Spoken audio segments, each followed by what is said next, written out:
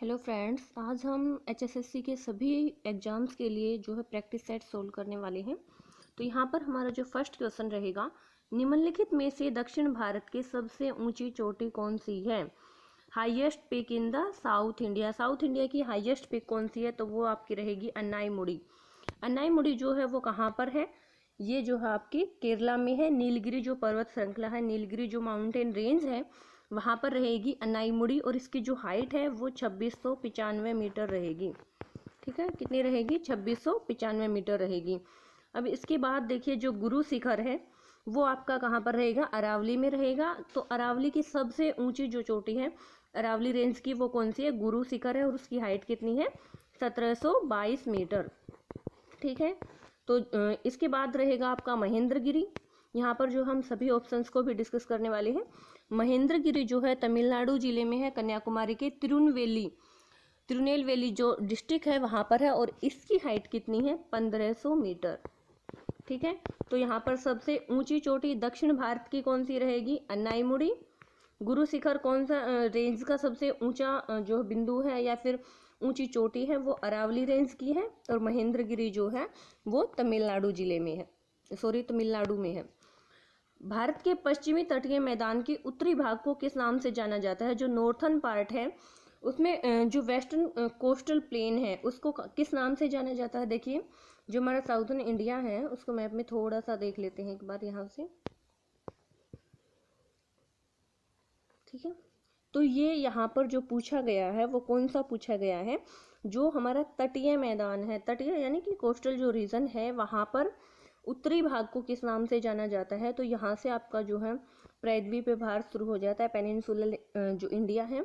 देखिए, पेनिनसुला किसको कहा जाता है या फिर प्रायद्वीप किसको कहा जाता है? एक ऐसा लैंड पार्ट होता है जो 3 साइड से वाटर से घिरा होता है। तो इंडिया का ये भाग जो है तीनों साइड से पानी से घिरा हुआ है, इसलिए इसको जो है प्रायद्वीपीय भारत कहा जाता है। तो यहाँ पर जो पश्चिमी तटीय मैदान है वहां पर उत्तरी भाग को किस नाम से जाना जाता है? तो इसको जाना जाता है कोंकण के नाम से। जो सी ऑप्शन रहेगा आपका सही रहेगा, कोंकण के नाम से जाना जाता है। अब देखिए, जो मालाबार तट है वो गोवा, केरला और महाराष्ट्र वाला जो रीजन है वहां पर रहेगा। और जो कोरोमंडल तट है, कोरोमंडल आपका कहाँ पर रहेगा? ये रहेगा, ये आपका जो है ईस्टर्न पार्ट, इसको क्या कहा जाता है? कोरोमंडल कहा जाता है। इसके बारे में एक इम्पोर्टेंट चीज और आपको मैं बता दूं कि जो है आपका जो ईस्टर्न जो कोस्ट है उसको क्या कहा जाता है? कोरोमंडल तट कहा जाता है।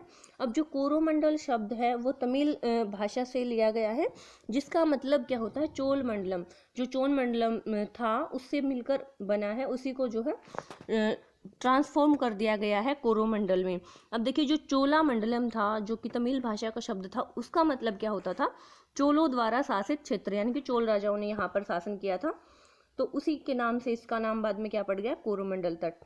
तो ईस्टर्न पार्ट पूछा जाए तो आपका कौन सा रहेगा? कोरोमंडल रहेगा। और यहाँ पर इसका नॉर्थन, ये जो पार्ट है इंडिया का साउथर्न पार्ट, इसका अगर हम नॉर्थन जो पार्ट है, उत्तरी भाग जो है, उसको क्या कहा जाता है? कोंकण कहा जाता है। और मालाबार किसको कहा जाता है? गोवा और केरला वाला जो ये पार्ट है इसको क्या कहा जाता है? मालाबार तट कहा जाता है। इसके बाद नेक्स्ट क्वेश्चन क्या है हमारा? भारत में यरलुंग जंगबो नदी को किस नाम से जाना जाता है? ये जो आपकी यरलुंग जंगबो नदी है, यह कौन सी नदी है? ब्रह्मपुत्र नदी है। ब्रह्मपुत्र नदी को किस नाम से जाना जाता है? यरलुंग जंगबो के नाम से जाना जाता है। देखिए, थोड़ी सी स्टोरी आपको मैं ब्रह्मपुत्र रिवर की भी बता देती हूँ।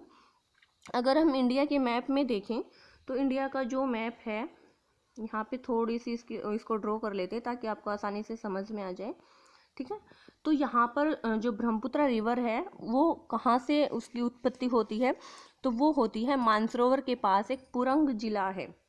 यहाँ पर देखिए, मानसरोवर झील से होती है। जो ब्रह्मपुत्र नदी का उद्गम स्थल है वो मानसरोवर झील है, जो कि कहाँ पर है? तिब्बत में है, चाइना में पुरंग जिला है।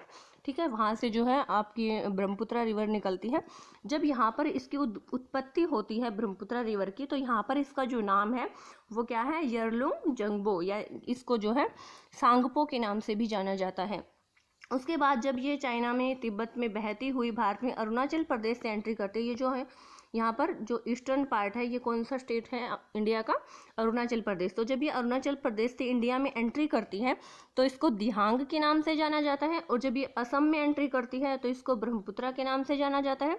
और इसके बाद जब ये वेस्ट बंगाल में एंट्री करती है तो इसको किस नाम से जाना जाता है? जमुना के नाम से जाना जाता है। इसके बाद यहीं से एक क्वेश्चन और निकल कर आएगा आपका कि मेघना नदी जो है किस रिवर को कहा जाता है?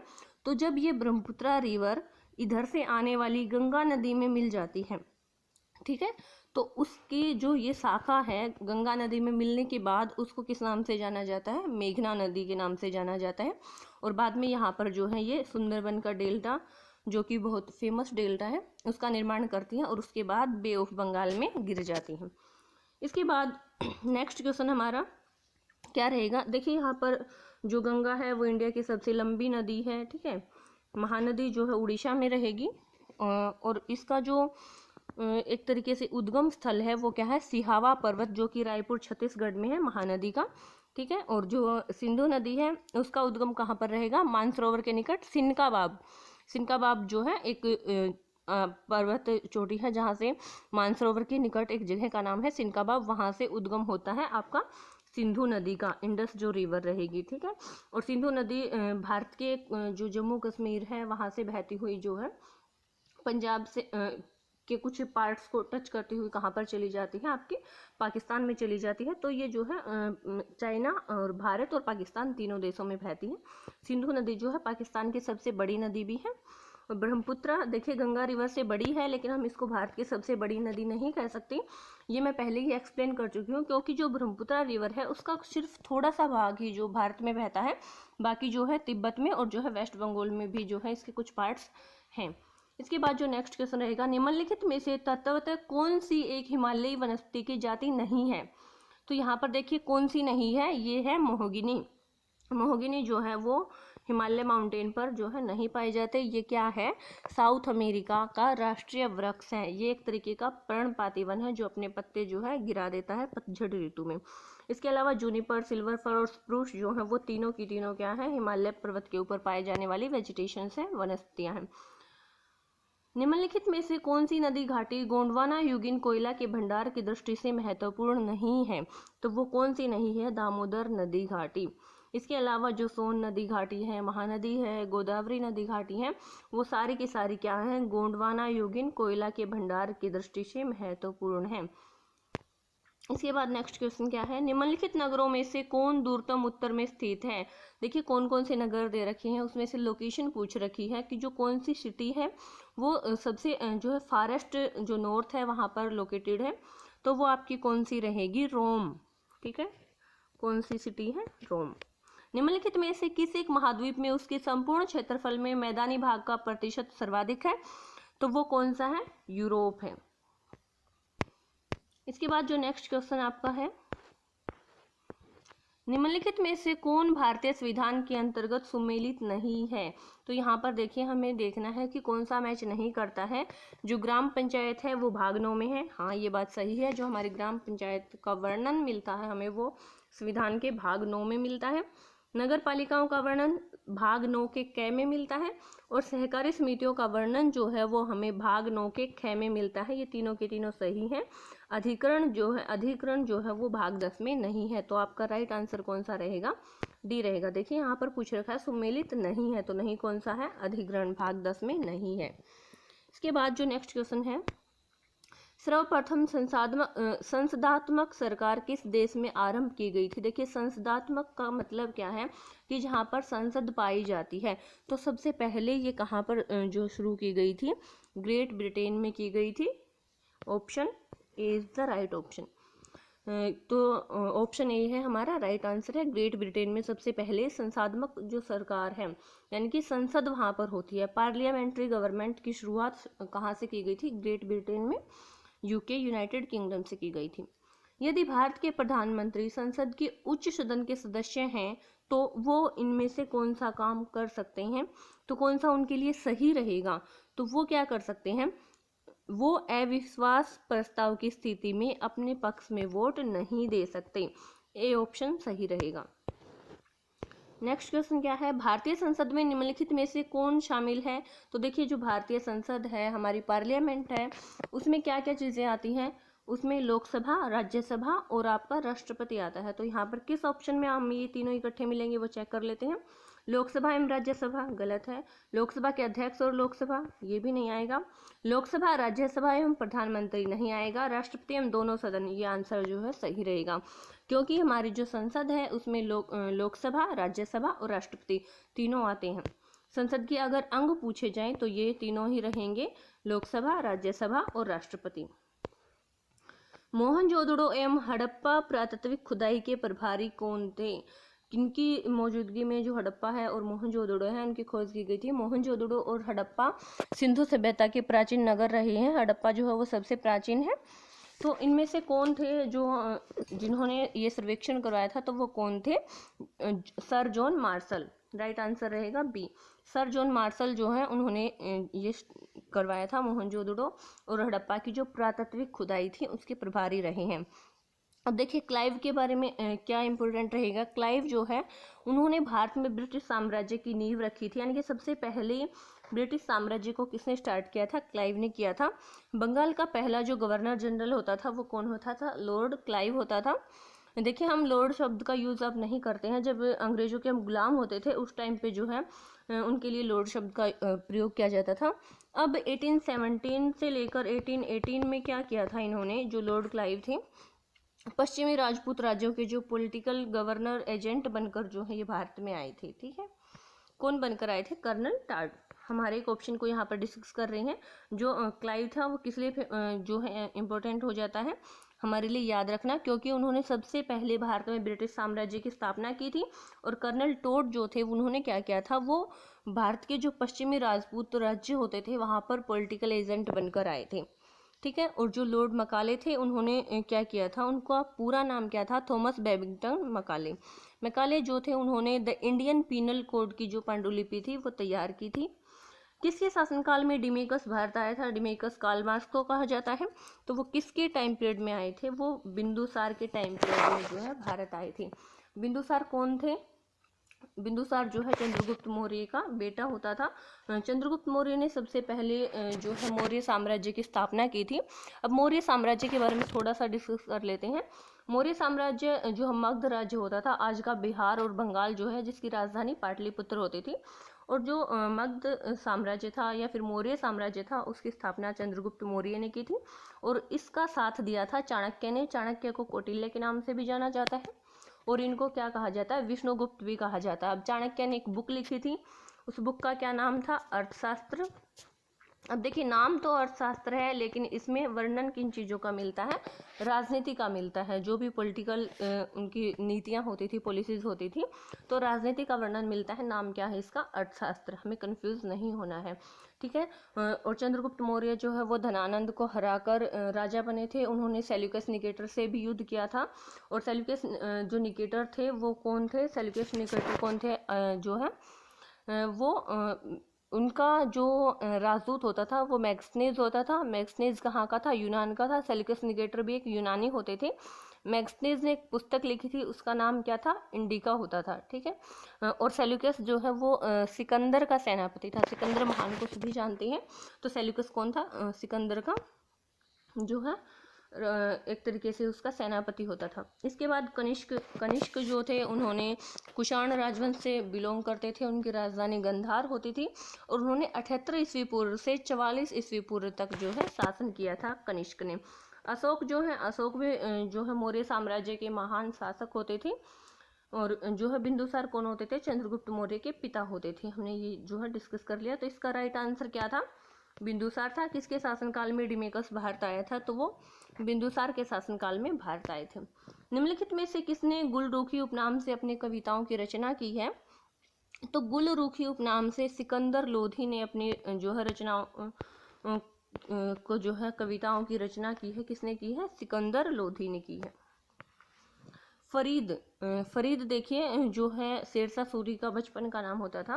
फरीद जो बाद में शेरशाह सूरी बना, उन्होंने कहाँ से शिक्षा प्राप्त की थी? तो उन्होंने जौनपुर से शिक्षा प्राप्त की थी।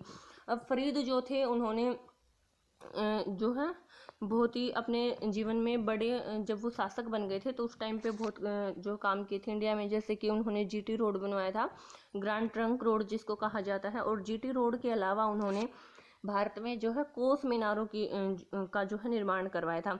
उन्होंने 80 कोस मीनारें बनवाई थी भारत में। भारत में कर्जन के प्रशासन की तुलना औरंगजेब से किसने की थी? तो भारत में अंग्रेजों औरंगजेब के साथ जो तुलना की थी किसकी, कर्जन की, वो किसने की थी? तो वो की थी G.K. गोखले ने, यानी कि गोपाल कृष्ण गोखले जो होते थे उन्होंने की थी। अब देखिए गोपाल कृष्ण गोखले का जब यहाँ पर जिक्र आता है तो कौन थे? गोपाल कृष्ण गोखले जो है महात्मा गांधी के राजनीतिक गुरु थे। और जो गोपाल कृष्ण गोखले हैं उनके गुरु कौन थे? उनके गुरु थे महादेव गोविंद रानडे। कौन थे? महादेव गोविंद रानडे। महादेव गोविंद रानडे कौन होते थे? गोपाल कृष्ण गोखले के गुरु होते थे। और गोपाल कृष्ण गोखले किसके गुरु होते थे? महात्मा गांधी के। अब जो है इन्होंने इनको भारत का ग्लैडस्टोन भी कहा जाता है। इन्होंने 1905 में सर्वेंट्स ऑफ इंडिया की स्थापना की थी। अब देखिए इन्होंने सर्वेंट्स ऑफ इंडिया की स्थापना कब की थी? 1905 में की थी। क्यों की थी? क्योंकि भारत के जो नौजवान थे उनको अपने जीवन से प्रेरित करना चाहते थे। इसके बाद जो क्वेश्चन आता है, भारत में शिक्षित मध्यम वर्ग ने, देखिए यहाँ पर 1857 की जो क्रांति थी, 1857 की क्रांति का वर्णन किया गया है। उस क्रांति के टाइम पे शिक्षित वर्ग ने क्या किया था? तो उन्होंने 1857 के विद्रोह से तटस्थता बनाए रखी थी। देखिए ऑप्शन के अकॉर्डिंग अगर सोल्व करें, 1857 के विद्रोह का विरोध किया था? नहीं। 1857 का विद्रोह का समर्थन किया था? समर्थन भी नहीं किया था, विरोध भी नहीं किया था। उन्होंने विद्रोह से तटस्थता जो है बनाए रखी थी। इसके बाद जो नेक्स्ट क्वेश्चन है, 19वीं सदी के महानतम पारसी समाज सुधारक कौन थे? तो 19वीं सदी की महानतम जो समाज सुधारक थे वो थे बहराम जी एम मालाबारी। कौन थे? बहराम जी एम मालाबारी। बहराम जी एम मालाबारी कौन थे? 19वीं सदी के महानतम पारसी समाज सुधारक थे। इसके बाद जो नेक्स्ट क्वेश्चन रहेगा,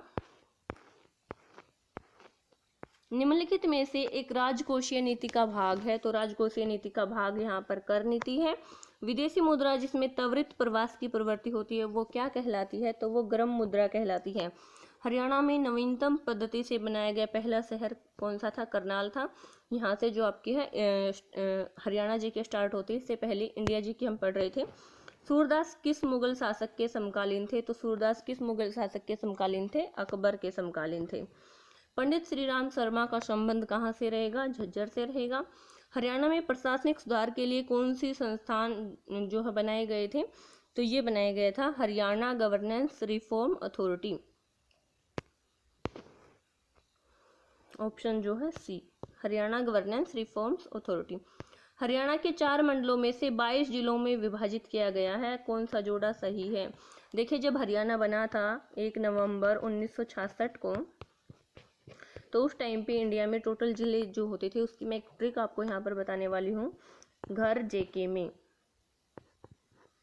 घर जेके एम, गुड़गांव, हिसार, अंबाला, रोहतक जेके, जम्मू कश्मीर, करनाल, और जो है ये आपका रहेगा महेंद्रगढ़। तो ये जो है उस टाइम पे जो ज़िले होते थे। और इसके बाद अगर हम मंडलों की बात करें तो उसकी जो ट्रिक रहेगी घर के एफ से आपका जो है घर से, तो वहीं जो हमने स्टार्टिंग में पढ़े थे कि जो स्टार्टिंग में बने थे वहीं वाले डिस्ट्रिक्ट हैं गुड़गांव, हिसार, अंबाला, रोहतक। और के एफ से आपका रहेगा करनाल और फरीदाबाद। करनाल और फरीदाबाद जो है वो बाद में बनने वाले मंडल हैं। सबसे बाद में जो है करनाल और फरीदाबाद बने थे। ठीक है, तो यहाँ पर जो क्वेश्चन है उसके अकॉर्डिंग अगर पढ़ें, हरियाणा के 4 मंडलों को 22 जिलों में विभाजित किया गया। निम्न में से कौन सा जोड़ा सही नहीं है? यानी कि देखिए जो मंडल होते हैं हर एक में जो है 4 से 5 जो आपके जिले रहते हैं। तो यहाँ पर जो ऑप्शन बी है रोहतक, करनाल, पानीपत, रेवाड़ी और महेंद्रगढ़, ये सही नहीं है, क्योंकि रोहतक जो मंडल है उसके अंतर्गत महेंद्रगढ़ जो है नहीं आता। निम्नलिखित में से कौन सा विधानसभा क्षेत्र आरक्षित नहीं है? तो कौन सा नहीं है? महम नहीं है। कलानौर, झज्जर और बवानी खेड़ा जो है आपके वो विधानसभा आरक्षित क्षेत्र हैं। इसके बाद अगला क्वेश्चन जो है, हरियाणा में सबसे पहले राष्ट्रव्यापी योजना आंगनवाड़ी को नंद घर का दर्जा की शुरुआत किस जिले से हुई थी? तो ये किस जिले से हुई थी? सोनीपत से हुई थी। हरियाणा के पहले मुख्यमंत्री भगवत दयाल शर्मा का गृह कस्बा कौन सा है? यानी कि किस कस्बे से बिलोंग करते हैं?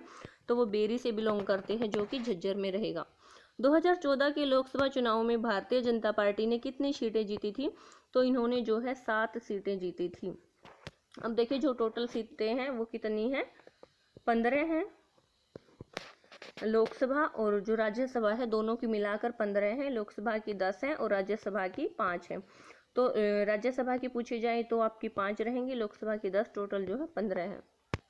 हरियाणा में पहली बार राष्ट्रपति शासन कब लागू किया गया था? तो हरियाणा में पहली बार राष्ट्रपति शासन जो है 1967 में किया गया था, 1967 में। हरियाणा का कैथल जिला, अब देखिए जब ये जो राष्ट्रपति शासन लागू किया गया था तो उस टाइम पे जो मुख्यमंत्री होते थे वो कौन होते थे? राव वीरेंद्र सिंह होते थे। हरियाणा का कैथल जिला किस राष्ट्रीय राजमार्ग पर स्थित है? तो NH 65 पर स्थित है। यमुना नदी निम्नलिखित में से किस जिले में नहीं बहती? हमें जो है देखना है यमुना नदी जो है हरियाणा की पूर्वी सीमा पर बहती है, जो ईस्टर्न जो पार्ट है हरियाणा का वहाँ पर बहती है। तो वो अंबाला, करनाल, पानीपत तीनों में से बहती है, कैथल में से नहीं बहती। तो यहाँ पर नहीं दे रखा है तो नहीं में ऑप्शन आ जाएगा, आंसर आपका रहेगा कैथल। अंबाला, करनाल और पानीपत तीनों जिलों से बहती है। ठीक है, जो हरियाणा की पूर्वी सीमा है उसमें जितने भी राज्य उसको टच करते हैं उन सब से जो है यमुना नदी बहती है। प्रसिद्ध मौर्य सम्राट अशोक महान ने हरियाणा में कौन सी जगह पर बौद्ध स्तूप बनवाया था जिसमें महात्मा बुद्ध के जो अवशेष हैं वो रखे गए हैं? ये जो जगह रहेगी ये रहेगी बूढ़िया यमुनानगर। जो अशोक सम्राट थे आप सबको पता है कि उन्होंने किसका निर्माण करवाया था? स्तूपों का निर्माण करवाया था। उन्होंने जो है जो कलिंग युद्ध उन्होंने लड़ा था, उसके बाद से उन्होंने जो है युद्ध नहीं लड़ा, वो उनका आखिरी युद्ध था। उसके बाद उन्होंने किसको अपना लिया था? बौद्ध धर्म को अपना लिया था। और बौद्ध धर्म का प्रचार करने के लिए ही उन्होंने किसका निर्माण करवाया था? स्तूपों का निर्माण करवाया था। राव तुलाराम और अंग्रेजों के बीच जो युद्ध हुआ था वो कहाँ पर हुआ था? तो वो नसीबपुर में हुआ था। जेसी शाह आयोग में कुल कितने सदस्य थे? देखिए जेसी शाह आयोग को सीमा आयोग भी कहा जाता है। इसमें 3 सदस्य थे। ठीक है, जेसी शाह आयोग क्या था? ये जब भारत और पंजाब का विभाजन हुआ था तो उस टाइम पे सीमा आयोग का जो है गठन किया गया था। अब सीमा आयोग क्या था? जो भारत और पंजाब और हरियाणा के बीच सीमाओं का निर्धारण करने के लिए बनाया गया था, जेसी शाह आयोग। तो इसको सीमा आयोग के नाम से भी जाना जाता है क्योंकि ये सीमा निर्धारित करने के लिए बना था। नेक्स्ट क्वेश्चन क्या है? प्राचीन स्थल भगवानपुर किस जिले में है? तो भगवानपुर प्राचीन स्थल जो है वो कहाँ पर रहेगा? कुरुक्षेत्र में रहेगा। किस हरियाणवी को वर्ष 2020 में पद्म श्री सम्मान मिला था? तो ये मिला था रानी रामपाल को। हरियाणा के संगीता फोगाट, देखिए हरियाणा में जो है वो किस से बिलोंग करती हैं? कुश्ती से बिलोंग करती हैं। और कहाँ से? दादरी, चरखी दादरी जो है वहाँ पर एक गाँव है जिससे ये बिलोंग करती हैं। हरियाणा के किस जिले के छात्र ईशान को राष्ट्रपति रामनाथ कोविंद ने शक्ति पुरस्कार से सम्मानित किया था? तो कौन से जिले से थे जो ईशान हैं? वो कौन से जिले से थे? वो थे यमुनानगर से, यमुनानगर। हरियाणा के मुख्यमंत्री मनोहर लाल खट्टर ने गणतंत्र दिवस 2020 के अवसर पर किस जिले में झंडा फहराया था? तो किस जिले में झंडा फहराया था उन्होंने? जींद जिले में झंडा फहराया था। हरियाणा साहित्य अकादमी का गठन कब हुआ था? तो हरियाणा साहित्य अकादमी का गठन 1970 में हुआ था। संतोष का संधि विच्छेद, अगर यहाँ पर संधि विच्छेद करें तो संतोष को अगर संधि बनाएंगे तो सम प्लस तोष हो जाएगा, ये हो जाएगा। इसमें कौन सी संधि रहेगी? व्यंजन संधि रहेगी। देखिए ये भी पूछा जा सकता है कि संतोष में कौन सी संधि है, तो इसमें व्यंजन संधि है। इसका पता हमें ऐसे चलेगा, जब हम किसी भी शब्द की संधि करेंगे तो अगर पहले वाले शब्द के नीचे हलंत है, पहले वाले शब्द में जो लास्ट आपका वर्ण है उसके नीचे अगर हलंत है तो इसका मतलब ये आधा है। ठीक है, तो इस तरीके से हम पहचान करेंगे। और अगर स्वर संधि है तो उसमें ये आधा नहीं होता, जैसा कि इसमें पूरा है मैं। ठीक है, तो ये संधि की पहचान करने का तरीका है कि व्यंजन संधि है या स्वर संधि है। निम्न में से कौन सा वर्ण घोष है? तो इनमें से कौन सा वर्ण घोष है? द। संस्कार शब्द में किस उपसर्ग का प्रयोग हुआ है? उपसर्ग कौन से होते हैं? जो शब्द के आगे लगते हैं। और प्रत्यय कौन से होते हैं? जो शब्द के बाद में लगते हैं। तो संस्कार में कौन सा उपसर्ग का प्रयोग हुआ है? सम का। मनमाना में कौन सा समास है? मनमाना में तत्पुरुष समास है। मन को माना, ठीक है, तत्पुरुष। तत्पुरुष के भी कई पार्ट हैं, कर्ता ने कर्म को, तो जिसमें कर्ता तत्पुरुष हो जाएगा, कर्म तत्पुरुष हो जाएगा, कर्ण तत्पुरुष हो जाएगा। इसके बाद इनमें से कौन सा शब्द जातिवाचक संज्ञा से नहीं बना है, तो कविता शब्द जो है वो जातिवाचक संज्ञा से नहीं बना है। क्रिया का आधार सूचित करने वाला कारक कौन सा है, तो वो अधिकरण है। अधिकरण कारक जो है वो क्रिया का आधार सूचित करने वाला कारक है। किन्ही, किन्ही जो है वो किस तरीके का सर्वनाम है, तो वो संबंधवाचक सर्वनाम है। इसके बाद 48 क्वेश्चन है हमारा। कबीरा सोई पीर है, न जाने पर पीर, जे पर पीर न जाने सो काफिर बेपीर। ये जो पंक्तियां यहाँ पर दी गई हैं, इनमें अलंकार पूछ रखा है कि कौन सा अलंकार है, तो इसमें यमक अलंकार है। यमक अलंकार कैसे है, देखिए यहाँ पर जो पीर शब्द है 3 बार आया है, ठीक है, तो उसका मतलब क्या है, पीर का देखिए यहाँ पर अगर शब्द में हम अलंकार देखने की कोशिश करते हैं तो उसमें क्या होता है, श्लेष में तो क्या होता है कि एक ही शब्द के अलग अलग मीनिंग होते हैं, ठीक है, और यमक में क्या होता है, शब्द भी अलग होते हैं और मीनिंग भी अलग होती है, लेकिन श्लेष में क्या होता है, शब्द एक होता है और मीनिंग अलग होते हैं, ठीक है। तो हमारा जो ये प्रैक्टिस सेट था हमने यहाँ तक डिस्कस किया। इसके बाद जो क्वेश्चंस रहेंगे वो आपके इंग्लिश और जो है मैथ्स के रहेंगे, जो कि आप प्रैक्टिस के लिए यहाँ से स्क्रीनशॉट लेके सोल्व कर सकते हैं। अदरवाइज सिर्फ आंसर जानना इनके लिए जो है काफ़ी नहीं है, क्योंकि इंग्लिश और जो हमारा मैथ्स है उसकी हमें प्रैक्टिस करनी है।